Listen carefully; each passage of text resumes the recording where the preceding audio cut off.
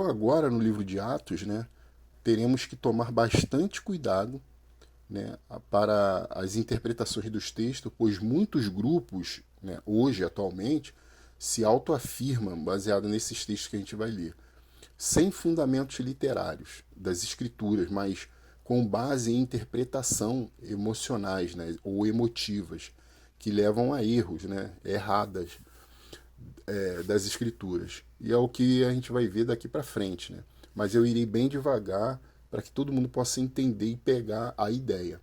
Então, em vez de eu ir direto, eu tive que montar esse elenco aí, essa narrativa, para você poder pegar e entender. E a gente vai ler aqui, no caso, no livro de Atos dos Apóstolos, a gente vai ler do capítulo 1, do 13 ao 26.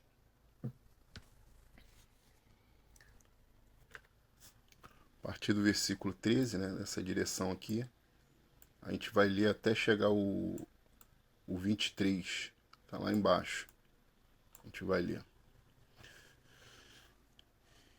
E entrando, subiram ao cenáculo, onde habitavam Pedro e Tiago, João, André, Felipe, Tomé, Bartolomeu, Mateus, Tiago, filho de Orfeu, Simão, Zelote, Judas, irmão de Tiago. Todos eles perseveraram unânimes em oração e súplicas com as mulheres e Maria, mãe de Jesus, e com os seus irmãos.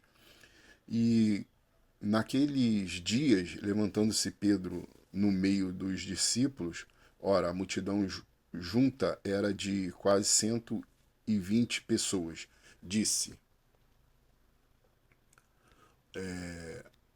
Homens e irmãos, convia que se cumprisse as escrituras que o Espírito Santo predisse pela boca de Davi, acerca de Judas, que foi o guia daqueles que prenderam a Jesus. Né? Aqui ele relata a questão da morte do companheiro dele, né, que foi o apóstolo. Porque foi contado conosco e lançou sorte neste ministério. Ora, este adquiriu um campo com um galardão da iniquidade e, precipitando-se, rebentou pelo meio e todas as suas entranhas se derramaram.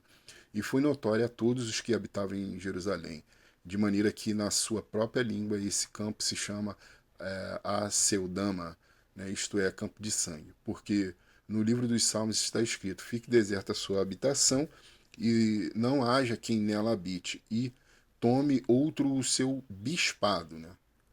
Vamos ver aqui, falta pouco aqui. É necessário, pois, dos homens que conviveram conosco todo o tempo em que o Senhor Jesus entrou e saiu entre nós, começando desde o batismo de João, que é João Batista no caso, até o dia em que de entre nós foi recebido em cima, ou seja, quando Jesus foi aos céus. Né? Um deles se faça conosco testemunha da sua ressurreição, e apresentaram dois, né, que é José, chamado de Barsabás, que tinha por sobrenome o Justo, e Matias.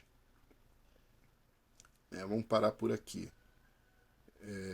Eu vou ter até o 26, né? Vamos continuar então. E orando, disseram: tu, Senhor, conhece dos corações de todos.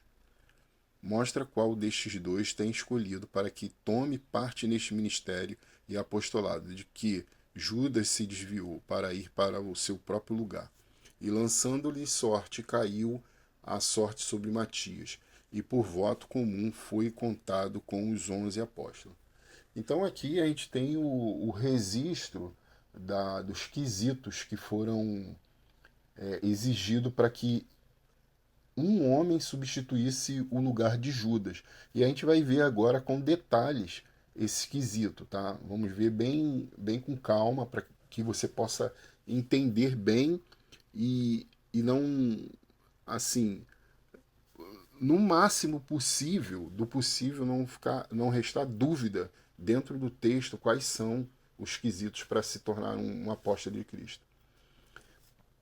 Então eu vou continuar aqui no roteiro aqui, construindo a ideia. Né? Vamos trabalhar o texto por parte para que nós possamos compreender com o máximo de uma apuração em detalhes, né? Como eu disse, temos que tomar muito cuidado, né? Quais os quesitos que o homem que iria ocupar o lugar de Judas deveria ter? Né? Você responde aí. Tá aqui, ó. Tá? Você responde aqui. Aí você vai botar os quesitos. Essa é a pergunta-chave, a pergunta matadora. Então agora a gente vai vir aqui, nessa passagem aqui, e vamos ver esses quesitos, né? Para poder esse homem se tornar apóstolo de Cristo. Então eu vou botar aqui agora nas escrituras esses dois versículos aqui, ó. Então tá aqui, ó, né? Vou selecionar aqui para a gente não escapar do versículo até aqui, tá? Então, era necessário, pois, que dos homens que conviveram conosco todo o tempo em que o Senhor Jesus entrou e saiu entre nós, começando, né, começando aqui, ó, desde o batismo de João Batista, né, até o dia em que ele de entre nós foi recebido em cima, né? Um deles se faça